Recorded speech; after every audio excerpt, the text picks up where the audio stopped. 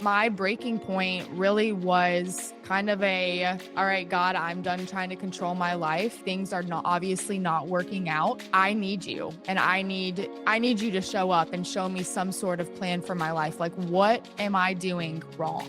Like, how have I steered off your path for my life? And I still remember the date. It was November 12th. And I woke up that day and I was like, all right, I'm going to just radically change everything. I heard the Lord speak to me. And it was in that moment where I was like, if I trust him, something big is going to happen. But I have absolutely no idea what it is. You're listening to the Big Ideas Podcast with Ashlee Ilg. Tune in for honest conversations as we pursue bold dreams, redefine what is possible, and empower the next generation to live big. You'll hear stories that prove over and over again that just because something wasn't a part of our plan doesn't mean it won't be used for our good. Whether you're already an entrepreneur, you dream of becoming one, or you're raising the next generation of entrepreneurs, this podcast is for you. There's no time to waste on your big ideas. So let's get started. Here's your host, Ashlee Ilg. Welcome back to the Big Ideas Podcast. We're so excited you guys are here with us. If you've been paying attention or following along for this season, our season 3, it is all about our plot twist and just fun interviews of friends who have just incredible, inspiring stories of maybe they thought their life was going to go one way, and then all of a sudden, bam, God just surprised them, maybe opened up a door, maybe closed the door, maybe just did something just almost crazy, right? Turning the impossible into possibilities. And it's just been so fun to interview these friends. And today is going to be no different. I'm so excited for this interview with Micayla Bedoian. So welcome to the show, Micayla. Hi, y'all. Thank you so much for having me, Ashlee. It is a true honor to be able to come on your podcast and hopefully your followers and my followers can glean something from the craziness that's about to happen. Yes, absolutely. It's so good. So Micayla is the co-owner of Refined Marketing. She's a graphic design expert. She's a podcast co-host of the Rise and Refine podcast. She's also a beloved dog mom. And Yes. Winston may make a debut appearance in this episode, just like my doodle Oliver might as well. No surprise there. But just fun for context how Micayla and I met. I think it was a couple years ago now. And I remember, I think it was right before you went full time into launching Refined. And Yes. I remember you speaking at one of our business meetings and you were like, so excited, so passionate, a little scared. And I remember just listening to you and watching you and I was like, oh man, she's got it. Like this is going to be so fun to watch play out. And then just over the last couple of years, like I said, just in some retreats we've done, some ladies leaderships, and just watching you grow into, just an incredible leader, an incredible example. We're going to talk about some of your like raw, vulnerable, just super authentic ways that you do all the things you do. And it's inspiring for me. And I'm just so excited for everybody listening to hear from you, learn from you. And your story is just incredible. So without further ado. Making my heart swell. So very kind of you, Ashlee. Thank you. Of course. Well, so let's just jump right in. So I want you to fill in sort of the story here. So I know you were, climbing that corporate ladder. You were successful. You had a huge future ahead of you in what you were already pursuing. So and then you took that big leap into full-time entrepreneurship. So kind of fill in the gaps there. Like, was it something that you were like, I didn't know I wanted to do this? Or was it like, this is not working for me. I've got to do something different. And so you were already looking for a pivot or something like that.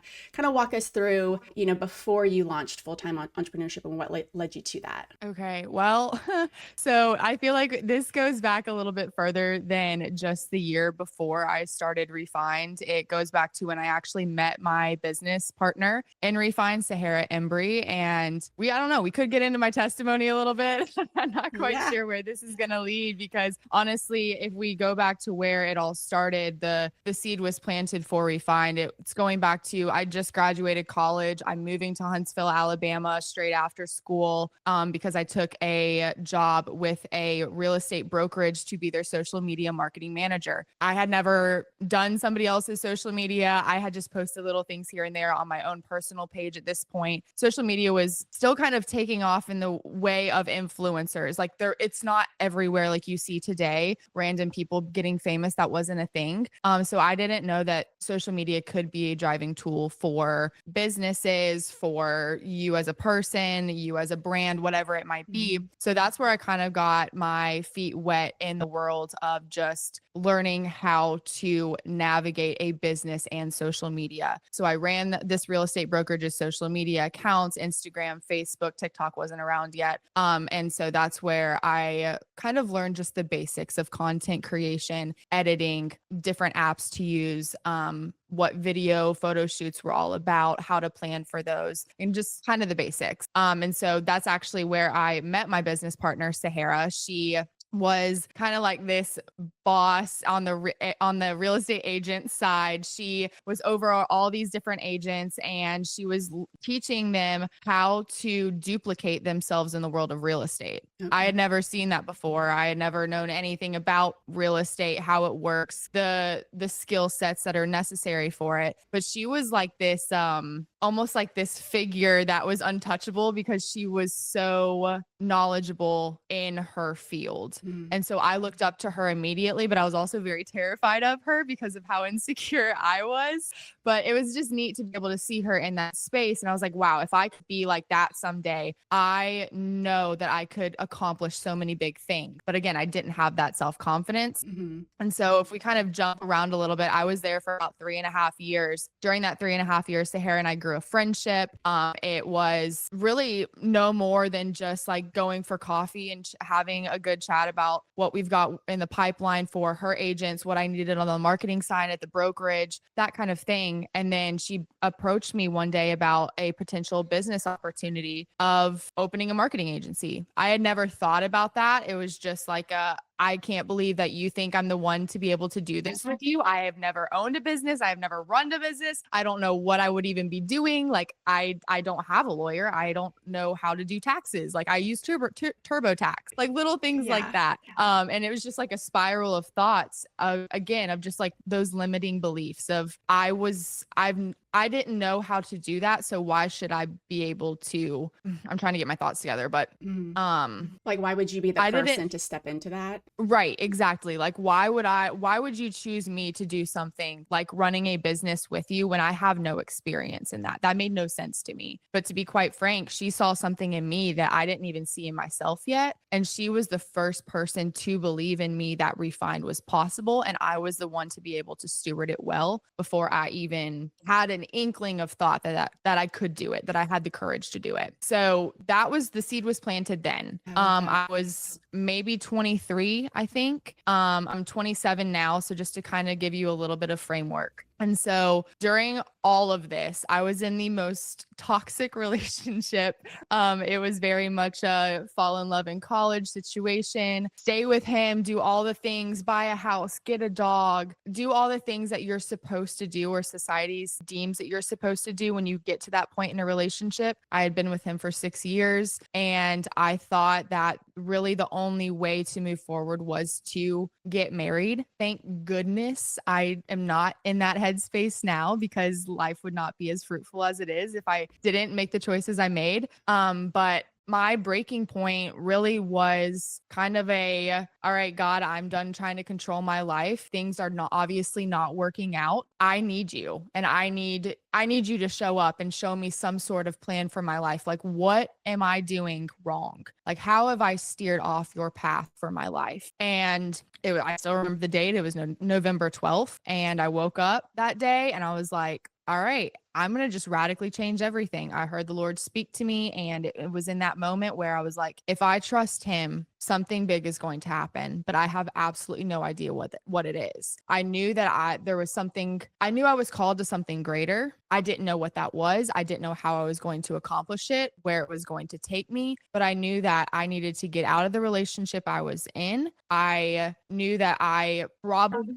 just knew that things were going to be changing very rapidly because of the heaviness I felt to make that change. Yeah. If that makes sense. Well, it's not an easy or a quick thing to be like, yeah, no, let's change everything about my life. Let me wake up one day and be like, okay, like that's not sure. I'm sure that was heavy. I'm sure that was like, are yeah, you sure, God? Because this is my whole life, you know? So right. how did you know? Like, how did you how did you have peace and just had it? Like, if anybody listening to this is like, I feel like that's me, but what did you do? Like, what, you know, like, what was that when people are like, just take one step at a time? Like, what is the step? You Oh know? I gosh. don't know. I don't know if I'm asking too much of like a tangible question when it's like, I feel like it's not going to be tangible for some yeah. people because I was at literally such a rock bottom in my relationship that it was either sink or swim. Like it was either I'm going down in this relationship, I'm sticking with it, and I'm just going to bear the consequences of my actions, or I'm going to choose to get out and choose to completely uproot my life and change everything that I've known for the past 6 years. Yeah.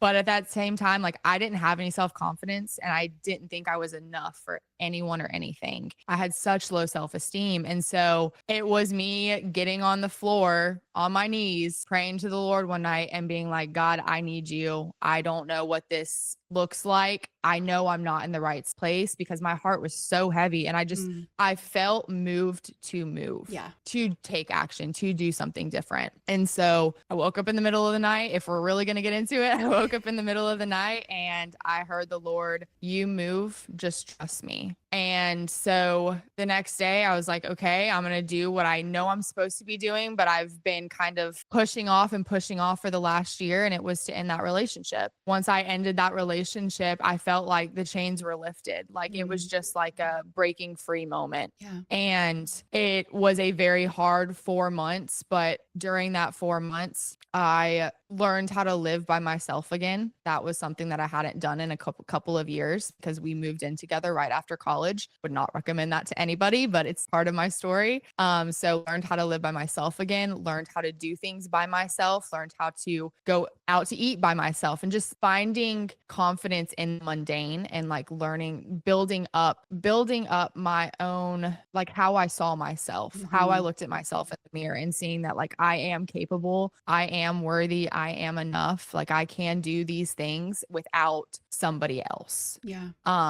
And so really it was kind of a whirlwind of 4 months, but a lot of growth happened during that time. Some words were uttered to me that I would never amount to anything without that person. And so that stuck with me. That was kind of like a stronghold of like, okay, they really think that I'm not going to be good at anything without them. So how do I radically change everything in my life to do something that's impactful and memorable, but it also helps so many other people. Yeah. And so with that being said, my college coach randomly reached out to me. I played volleyball at a D3 school at Berry College in Rome, Georgia. And she randomly reached out to me and was like, hey, I have this old teammate who's looking for somebody for this position in private equity, but you have to move to Atlanta, Georgia. I was like, send me their info. Because at this point I had just been praying for a change. Yeah. Like, what is it that's going to set me on a new path? And it was this kind of just fell into my lap out of nowhere. So I interviewed, I got the job all within 2 weeks. And then I was like, all right, I'm packing up everything. I'm going to 180 my life. I am leaving everything I loved and knew behind, the city that I had grown to love after college, my friends, everything. And I just packed up and moved to Atlanta, Georgia, and took a job in private equity. This job was absolutely insane, to be quite frank.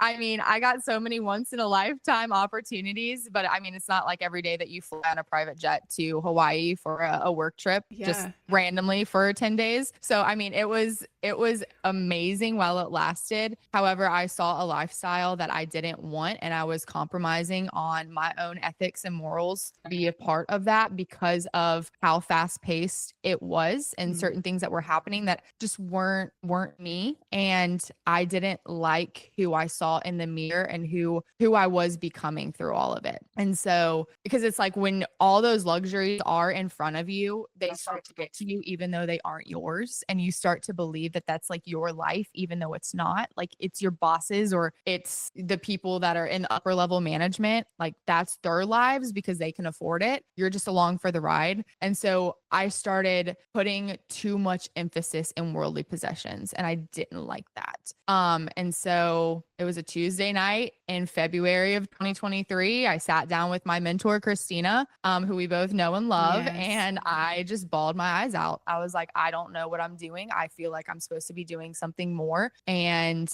she basically told me to quit. She was like, you know, you have been financially put in a position to step away. Like it'll work itself out. Yeah. Sahara randomly reached out to me a couple days later and she was like, what do you think about going full-time in Refined? And I was like, what? Like, I haven't heard that word in years. Like, what do you mean go full-time in Refined? And it came to the point where we just chatted and about the possibility of what that would look like, what needed to be done in the meantime, how we were going to go about it with her living in Huntsville, me in Atlanta. And June 28th of 2023, launched Refined and I went full-time in my own company. Yeah. So Okay. that's kind of the story. So I mean, I love all of that. And I love so much, but I just want to pause because I feel like it's like you knew in your gut, you knew in your heart that something wasn't right, whether, you know, in both of those like major move situations. And you were just like, I surrender. I can't do this anymore. I shouldn't do this anymore. I know this is not good for me long term. I don't know what's next, but I'm still going to say no more. And then like within a week, within, what did you say, 3 days? It was like a month of that conversation. And then I made the decision to put in my 2 weeks notice. And then 3 days later, that was when Sahara reached out. It was actually about a speaking opportunity. And then that led into the conversation about Refined. Yeah. I just love that. I just think that speaks so many volumes of just God will show up for you when you just trust. And it's like, you know, like earlier I was asking you, like, what was the tangent? Like, it's so funny that's like where my brain goes. Like, I need to know, like, what exactly did you do? But at the same time, I'm like, but I love even more so the stories of like, I didn't know what I was going to do. I did nothing, actually. I waited and I trusted. And I'm like, and that's why it's so good. Like, it's so good for me to hear these stories over and over again, because like I said, I watched you walk through that. Like, I feel like I already probably knew that piece of the story, but at the same time, I'm like, he does always show up, you know? Yeah. And in the most amazing and unexpected ways. Yeah. Because I never, ever would have thought that I would be running now a 6-figure business a year and a half in. Yeah. But it's because I took that leap of faith and just really put all my eggs in one basket. Everybody says not to do that. But honestly, I think if you have a plan B when you're an entrepreneur, you're going to fail because you have an escape route and you're not going to give it your all. And that's just my belief because I didn't have another way. I didn't want to go back to corporate America. I didn't like what I saw. I didn't like the person that I was becoming through corporate America. And so, he provided and he continues to provide. Yeah. I love that. It's just so good. So yeah, I mean, you mentioned the 6 figures, you've got, you know, you're full-time with it.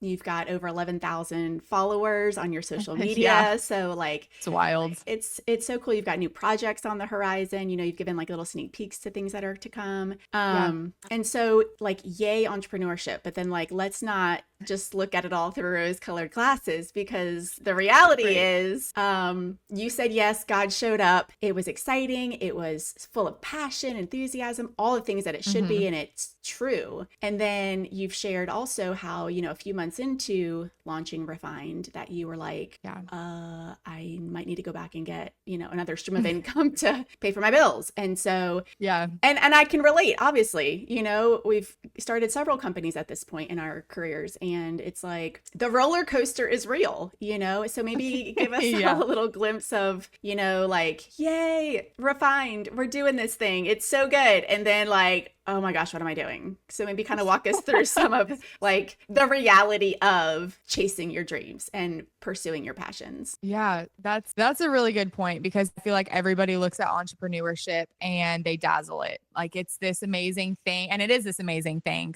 When you get into it though, it reveals every part of you that you're insecure about. Yes, so good. There were so many times right after we launched where I was like, oh my gosh, we have this project. I'm so excited to get this done. And then I got into it and I was like, oh my gosh, I have a project. Like I've never had a project before. Like I don't have a timeline. Like how do I structure this? Like I have absolutely no idea how to go about this. And so for the first 6 months, you know, I posted a little carousel back at the end of December 2024, just of kind of like the journey that the last year took us. And I am so glad looking back that we only had 2 legitimate clients in our first 6 months, because there was so much of a learning curve in learning how to think like a business owner instead of an employee during that 6 months that I wasn't prepared for. I didn't have the mindset on how to run a business successfully. I had to really break a ton of limiting beliefs of what I held myself to, or saying that I was shy, or that I didn't have the capacity to do something, or saying that I was quote unquote busy. Busy is such a relative term. It's ridiculous. Like, you are more than likely not very busy at all. And I thought, in those first 3 months, I was so busy. Like, I had so many things. And if I just looking back now, it's like, I had no idea what I was talking about. I had all the time in the world. I had so much time in the world.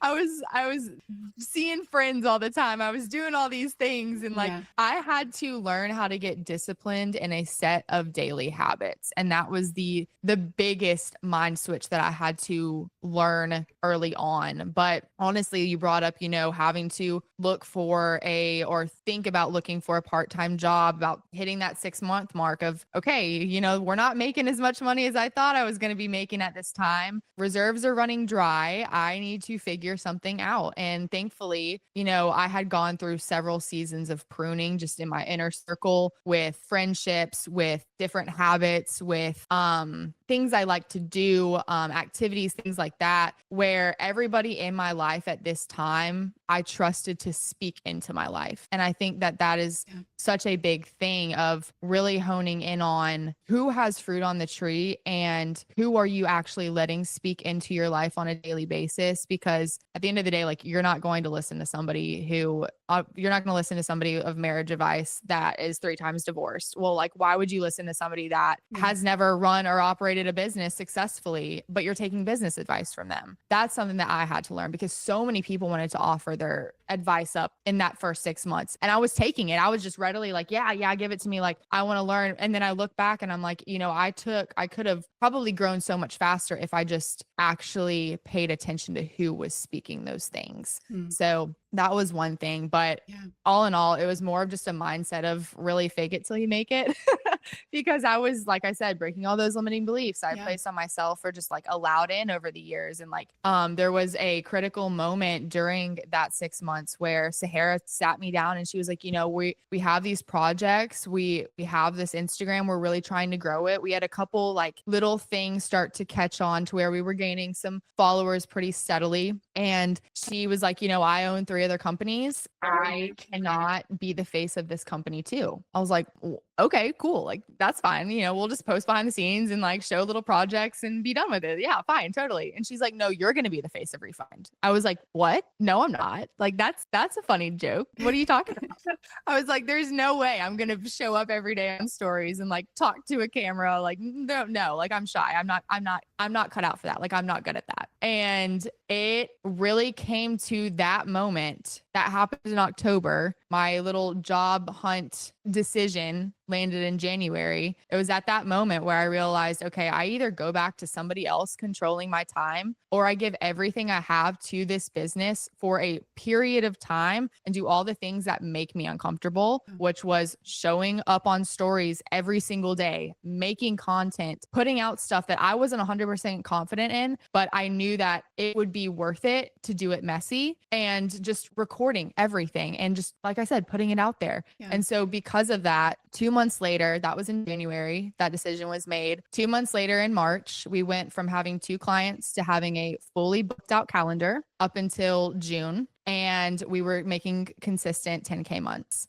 And so honestly, I feel like that's where we built during that 6 months, and just like showing up every single day and showing the vulnerable sides of owning a business, doing the little things behind the scenes, pouring into our followers, responding to every DM that we got, taking the time to engage. Like, that's where most of our loyal followers came from, was within that first 6 to 8 months, because we just showed up daily on stories and I was authentic. authentic. Like I wasn't trying to be somebody that I wasn't. I was just, hey, this is what we're doing. I have no idea what I'm doing, but this is what I created to make it happen. And here's our playbook. I'll let you know if it works. Mm-hmm. And that's really how we built the first 6 to 8 months of Refined. Yeah, that's awesome. Well, and I think your social media is, I mean, your account is one of my favorites. So whenever it pops up on my stories or whatever, I'm like, yeah, let me go see what they're doing. And your face is a beautiful face to be the face of Refined. Let me just say that. But there's so many things that you were saying there. I mean, that what you just said could be an entire podcast all in itself. Like that was just, it's so good because, you know, you started out the whole episode talking about I was insecure and I had all of these limiting beliefs. I needed other people to tell me what they saw in me before I could feel bold enough or confident enough to do something about it. Hey friend, I wanted to take a quick pause to ask if you've taken the quiz yet to find out what type of dreamer are you. It's super important to discover what's working for you, but also some things that may be keeping you from really pursuing your greatest purpose. It takes just 2 minutes to find out if you're the skimboarder, the sunbather, the sandcastle builder, or the surfer babe. So jump over to dreamerquiz.com and be sure to share your results and tag me in it. Now back to the show. Would you say that just pushing through that and just overcoming the insecurities and, like you said, trusting the voices that were now in your life that had the credibility to say, you are enough, you can do this, you know, I believe in you before you might believe in yourself. And here you are now, like, and I'm not putting you at the top of the mountain, you know, I mean, we're all in this climb, but do you feel like, you know, just pushing through in those points and saying, here I am, here's what I'm doing, here's what I'm eating for lunch, here's me snuggling with my dog, here's me creating something beautiful for my clients, here's me troubleshooting something for my clients, here's what I just created in a day, you know, all of the things that you post, some of it's entertainment, some is educational, some is inspiring, right? All the 3 E's or whatever. I don't think it was inspiring, that starts with an I, but encouraging, educational, something else, I don't remember.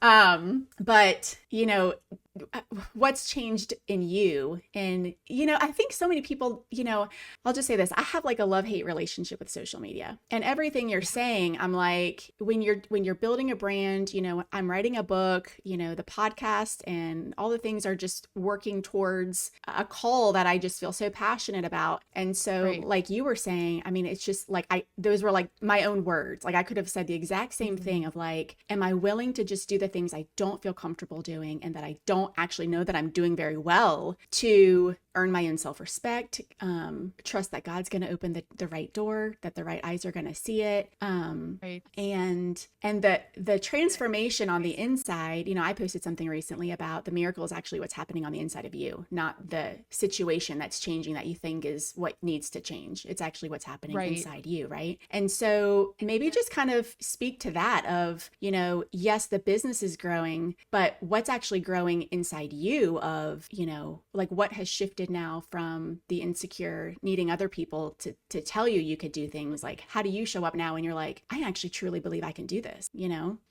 I don't know, do you show up like that now? I think I do.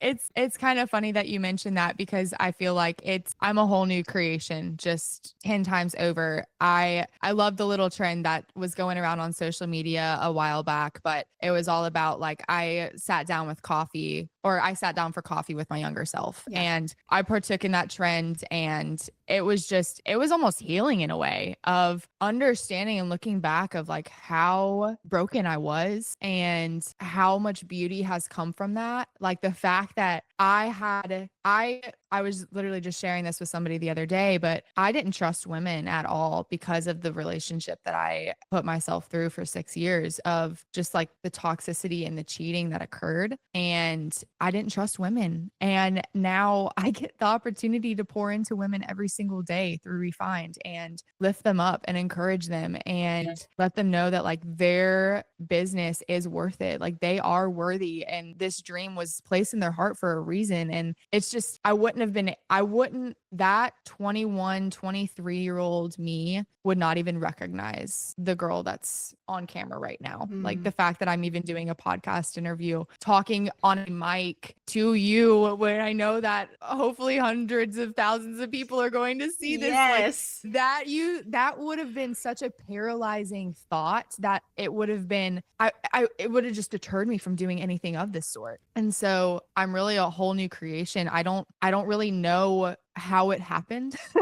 I think it was just a mixture of wanting to prove to myself that I was worth more than that relationship, than the fear that I had built up in my mind, than all of the beliefs that were placed on me over the years. And I always knew in my heart that, like, my dad's an entrepreneur. He's an artist. He's been an artist my entire life. Like, I saw that. I've always craved that, something like that, but I didn't think that I could ever achieve it. And so, like I said, to be in this seat right now, it's just, I think I'm still trying to understand it and still trying to soak it in. And yeah, I don't know. I feel like I'm going to ramble if I go anymore, Yeah. but No, it's that's just so that's how I good. feel. Yeah. Well, and I think so many times if we don't pause to ask people, like, it's kind of like the proverbial, how are you? I'm good. Right. Like, well, Yeah. you look good. Your situation looks good. There's no major drama happening. So you're probably good. But I love Right. asking the question, like, but like, what's happening? Like, what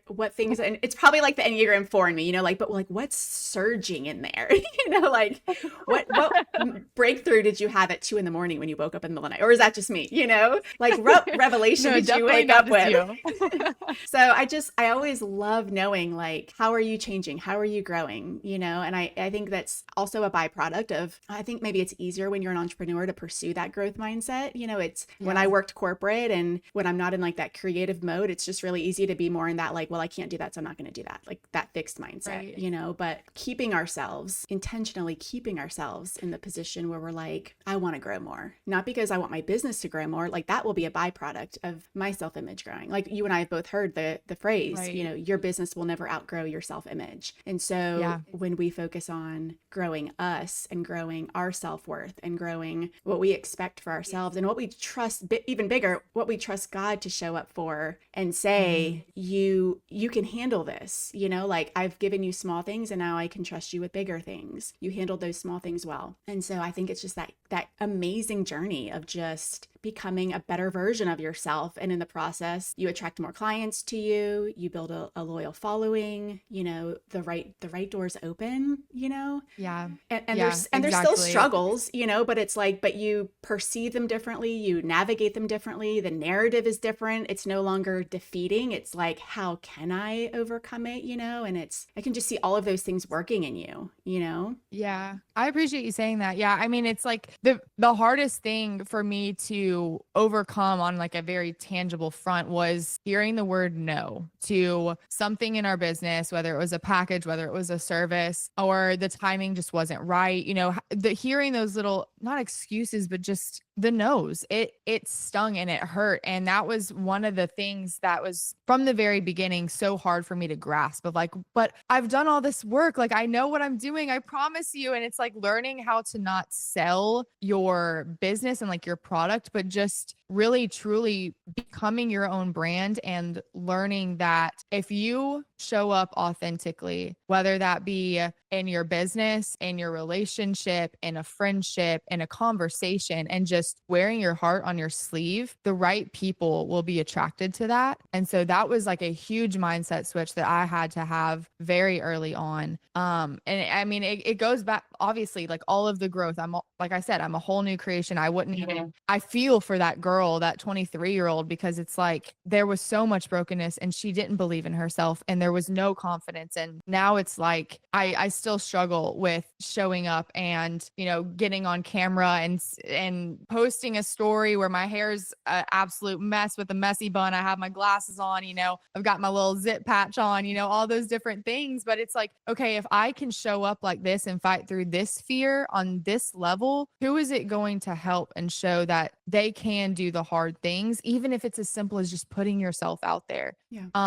And so I don't know. I feel like I'm just trying to be the person that I needed Yeah. during that time. Yeah. And not putting the pressure on myself, but just choosing to show up when I had so many people believing in me, and knowing that there's so many women out there who I've had the opportunity to talk with that went through the same things or similar things, and they didn't have anybody during that time. So that's kind of like the bigger mission for Refined, is just kind of being able to support women all over the United States, and hopefully one day the world, in their business, in their whatever it is that they choose to pursue, their big dreams, and letting them know and helping them understand that they are worthy of having those things, and their past doesn't have to define them. Yeah. That they can choose to reinvent themselves any day that they want to. Because Sahara and I both, uniquely in our own ways, are living versions of that. Love that. Which, I mean, that goes right into what I really, what I also wanted to ask you about too, with, I've mentioned how much I love your authenticity and your vulnerability. And like you were just sharing, like that's really what draws a lot of loyalty and business, to you. And so, in the episode that just launched today with Sarah Byers, we kind of talked about this too, where, you might have different roles, you might have different career paths. You may have started in, the banking industry and and then, so corporate to real estate to marketing designer to whatever, if there's something next, I don't know, but, but at the same time, it's like your role has changed, your titles have changed, but you are your brand, and so, we talked a lot about you being your brand and how that really has separated you and really given you almost like a niche of the clients that you're looking to work with, and as much as they're looking for a brand ambassador and a designer and a website designer and all of the things that you offer, you also in a way you are providing that encouragement, that mentorship, that belief in them, who they might be, young entrepreneurs, women looking to create their own brand, looking to not second guess themselves and show up every day, and do the scary things. And so when you show up and you do the scary things, which get less and less scary the more and more you do it, you give them permission to say, okay, if Micayla can do it, I can do it. So while you're helping build this whole community of women who believe more in themselves, you're providing a tangible product for them to stand on, like a real platform, like beautiful, well designed. I mean, your work is just brilliant and amazing. Thank you. And so, in the world of AI and Fiverr and, design options around every corner, how do you differentiate yourself? How do you make sure that your clients know that your value and your brand is more than just,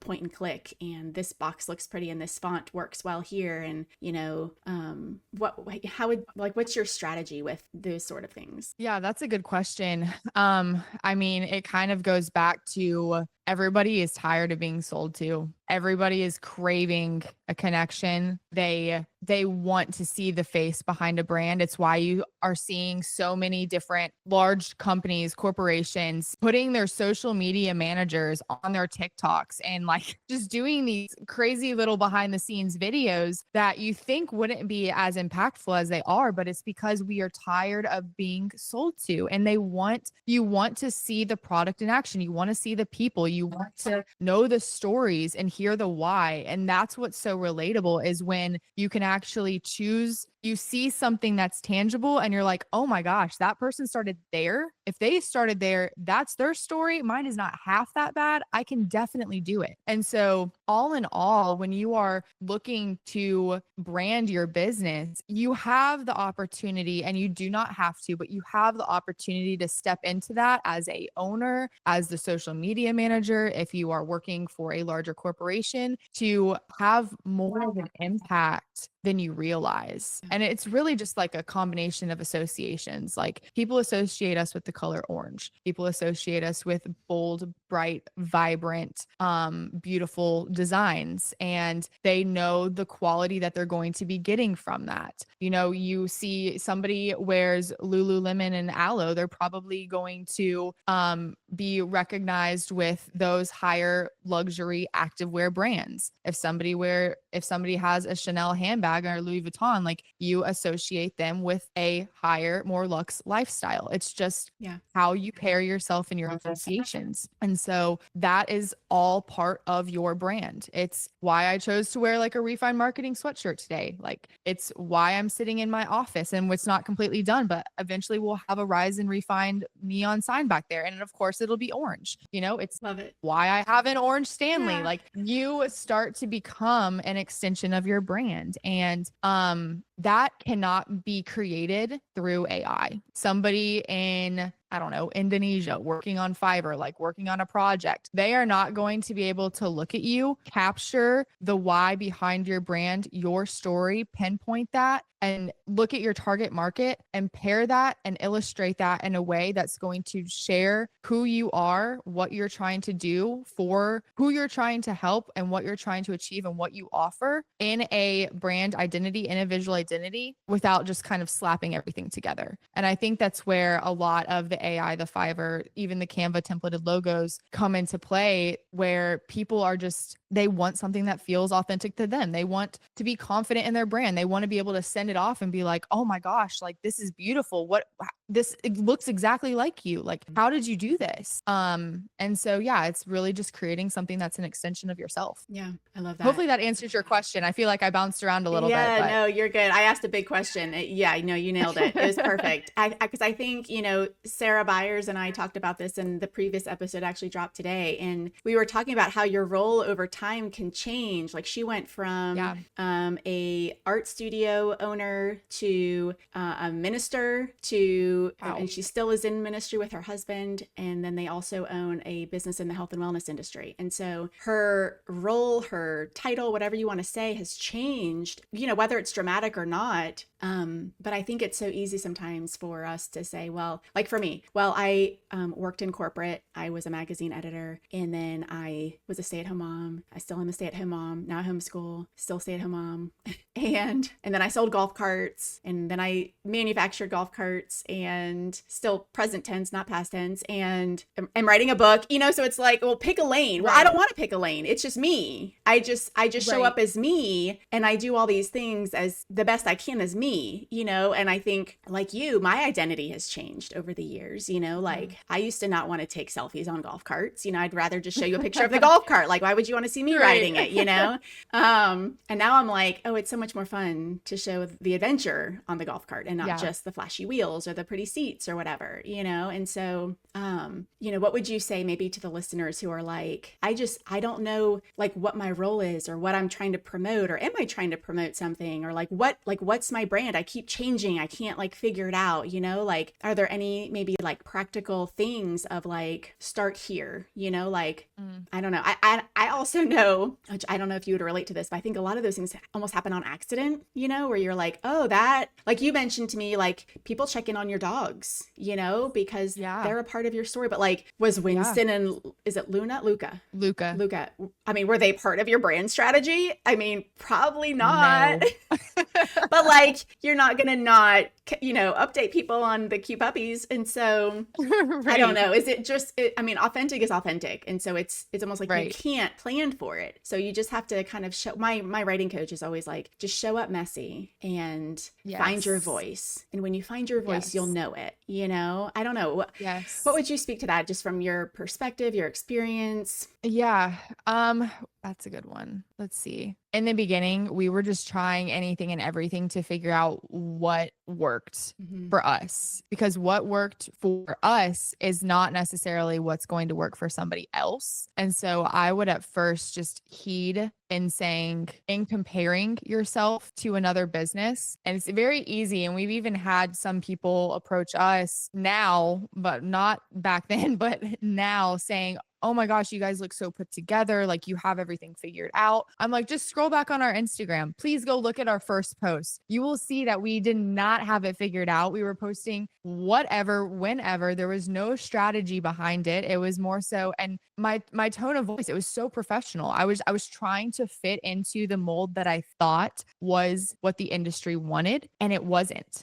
What the industry needed was what I could offer, and only I could offer that because of my unique the ability to design, in seeing a brand in the way that I see it. And so I guess really it was just kind of figuring it out along the way at the beginning. Even though I said I had a strategy, we definitely didn't. But okay, sorry, what was your question? I lost it. It's okay. It wasn't really a question. It was more just kind of bouncing the idea of you are your brand, and yes. And you, I mean, what you said about, you can never duplicate that through AI. I mean, that's just solid, So yeah, I think everything you said is really good. Okay. Sorry, I lost it there for a second. I was like, that's okay. I had a train of thought. We were there, and then it was like, poof. No. But in terms of like building your brand on social media, is that where we were at? Yeah. Okay, growing. Yeah. So, I mean, it really starts with just narrowing in on finding your why. Like, what is that for you? Is that to make extra income to be able to purchase this one thing? Is that you want time freedom so that when I'm a mom, I don't want to have to schedule time off to be able to play with my kids. Like, I want to be able to create that time in my own schedule when I need to do it. I want to be able to show up to my kids, God willing, I have kids, but to my kids' different practices and be a present parent. And so that was something that was so influential for me. And this was the vessel that I knew I had the skill set for. If you're bouncing around everywhere, I would say like narrow in what is your strongest skill set and capitalize on that first. Narrow in on your why, and then understand what kind of impact you want to have on people and how you can help people. Because at the end of the day, like, you are doing something for somebody else to benefit without expecting anything in return. It's as selfless as you can possibly get being an entrepreneur and having your own business. But that really is the whole goal. Like, you are providing a service to somebody to help them get somewhere in their business that they want to get to.